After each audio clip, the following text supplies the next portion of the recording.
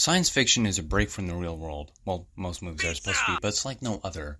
A potential look at humanity's or even Earth's future, whether bleak or hopeful, showing what could possibly happen. This opens the doorway to many opportunities for storytelling and people to get their foot in the doorway to show what they've got. Well, what if I told you for one film, they never got that chance?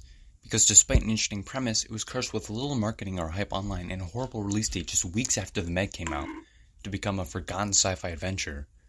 Well, what if I told you it was actually kind of good? The film begins with a skirmish. Well, outside of it, you don't really know what happens, but you will by the end. We meet a young boy named Elijah, who's gotten suspended from school and goes to the warehouse the fight started in to find copper wiring to sell.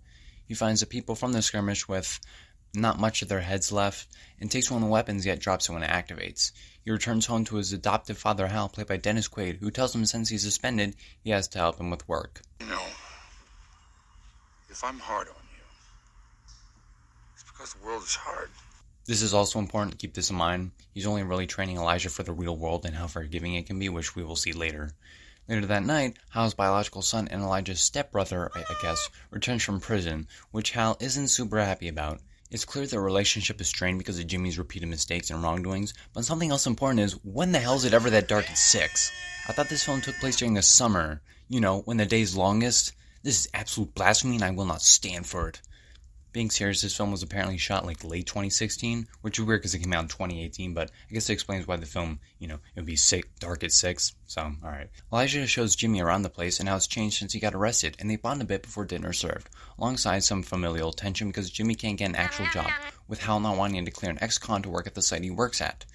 Jimmy leaves to go talk to someone, and I want to point out, it's nice to see a sci-fi film set in a less ideal area, with shitty houses and warehouses that are dangerous, giving it a different feel from others. It makes it feel more unforgiving, hence the whole idea of the movie and the spiel Hal gave. It works. Jimmy goes to meet a crime boss played by a real criminal. Nice. Obviously, I'm not going to blame the movie. Again, it was from the 2016 and released in 2018. It's just a funniest coincidence. They talk where it's revealed that the criminal named Taylor and his brother Dutch gave him some protection on the inside in exchange for about $60,000, which he does not have. Man, that is a bummer. So is that haircut. Please get a new one. Because of this ludicrous behavior, Taylor pulls out a gun in the middle, speaking like he's confronting Sneeko, and says he'll collect the money from his family, but Jimmy gets him to back down after promising to get it himself. Elijah has a dream about the gun, but it looks more like he's entering Freddy Krueger's dream world with all that red going on. It eventually gets him to sneak out and find the gun, but on his way back he hears an argument with Jimmy and Hal. Jimmy asks Hal for money, but he's found his purpose, and his purpose is to kick out that creep from Transformers 4. The next day, Hal and Elijah have a nice bonding scene where Hal reaffirms Elijah isn't just a replacement of Jimmy, but one of his sons. I mean, even after what Jimmy has done by still breaking into the office, this time with Taylor and some others including his brother Dutch, he still calls him son. He still cares for both of them despite their mistakes. So that means he has to die. I mean, he was in Jaws 3D, you have to pay for all your crimes. Although I don't understand why he didn't bring a weapon if he saw the gate was broken, like come back with one, or leave when he gives you the chance to. Don't go in completely unarmed with just yourself and leave your son, or adoptive son I guess, just one of your sons in the car all alone. That doesn't make sense and you don't know these people, but still overall a good emotional scene. Yeah, actually, no, he's Canadian, but good guess. A fight ensues with some others getting shot as Taylor vows to go after him for what he did. He drives the car with Elijah back to the house, washes up, and has a proper mental freakout with some slightly corny flashbacks. I mean, we did see that event happen like a minute or two ago. However, he still does a good job except staring weirdly like all us blue-eyed people do. Damn it, Jimmy, you're giving us a bad rap. He tries fibbing a call with Hal and does actually a good job of lying to keep things from getting worse, and shows he can actually be a good brother. Just don't bring up how the Romeo and Juliet law doesn't work with him, he'll freak out. He even gives Elijah the phone to talk to Hal. Wait, what? Why would you do that? I get you talked him out of it, but what if he doesn't actually listen and actually tried calling him?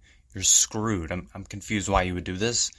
They leave the house to go to Lake Tahoe as the shot continues, which is cool, as Taylor and his men, show up to ransack the place. Taylor honors his brother Dutch by recanting a time when Big Reggie decided to lay claim to his Walkman, which Dutch calmly responded to by stabbing him on the toilet 6 times in the ear of all places. Guess next time you want to bust on him when he's on the toilet, he'll never hear it coming. There's something wrong with me. Being serious, I do like this bit of characterization. Would have actually liked to see something like in the movie. You know, the whole show don't tell thing kind of gets ignored here, but at least it's something. Find Selinsky. I want his head. James, he's not one of your students. You're not getting that.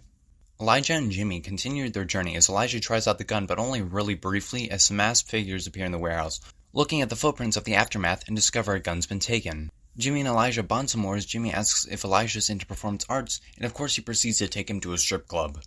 I guess they're connected. Sure.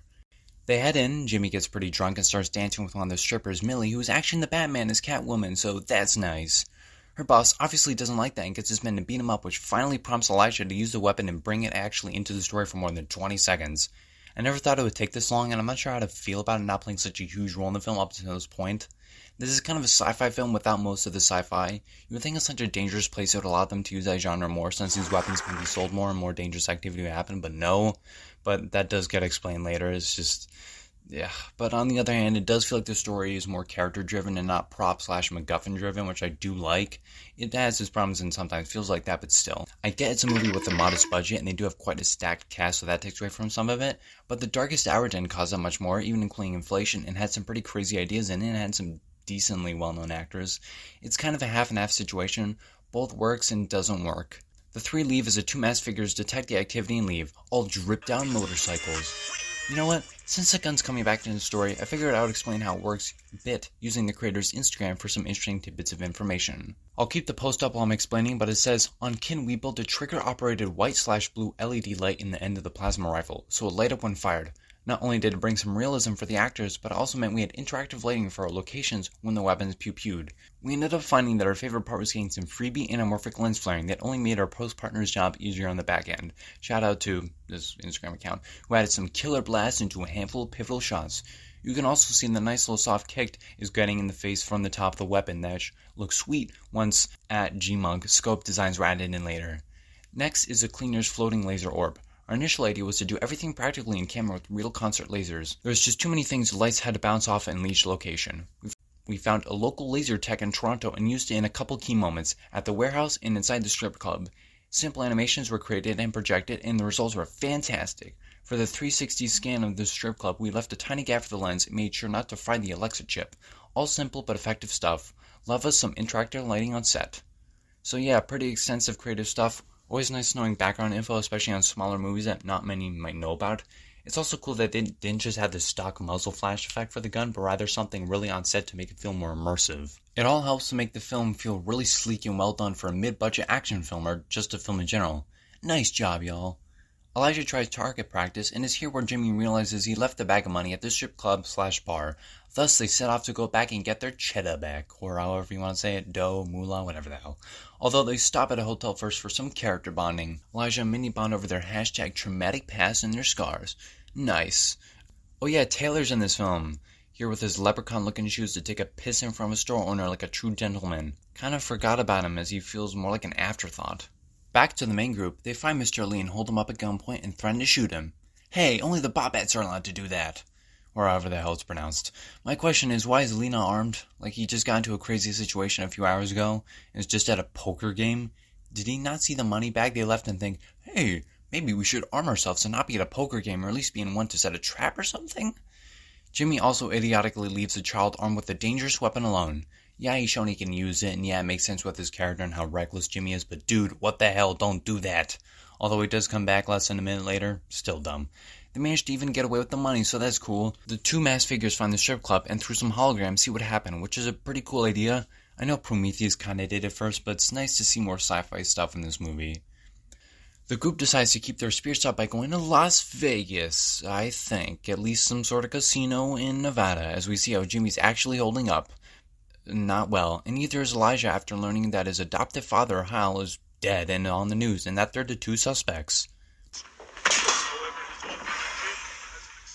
Oh, yeah, he also does that. They get arrested, with Jimmy going to jail as the two talk. Jimmy does try clearing some stuff up, but leaves just enough info out to make it seem like he still killed Hal, when he didn't.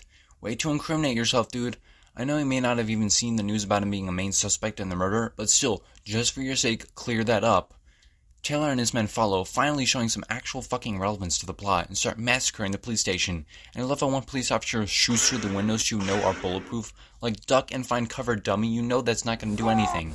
The others die more logically sound ways, as a wounded officer gives Elijah the keys to the evidence locker to retrieve the gun. Nice. Mondays, right? And with that, James Franco completes his audition for the edgy Garfield remake. They find Jimmy and take him out on a nice date with some wine and breadsticks. Oh, never mind, they just beat the shit out of him before some FBI and police officers show up, leading to a shootout.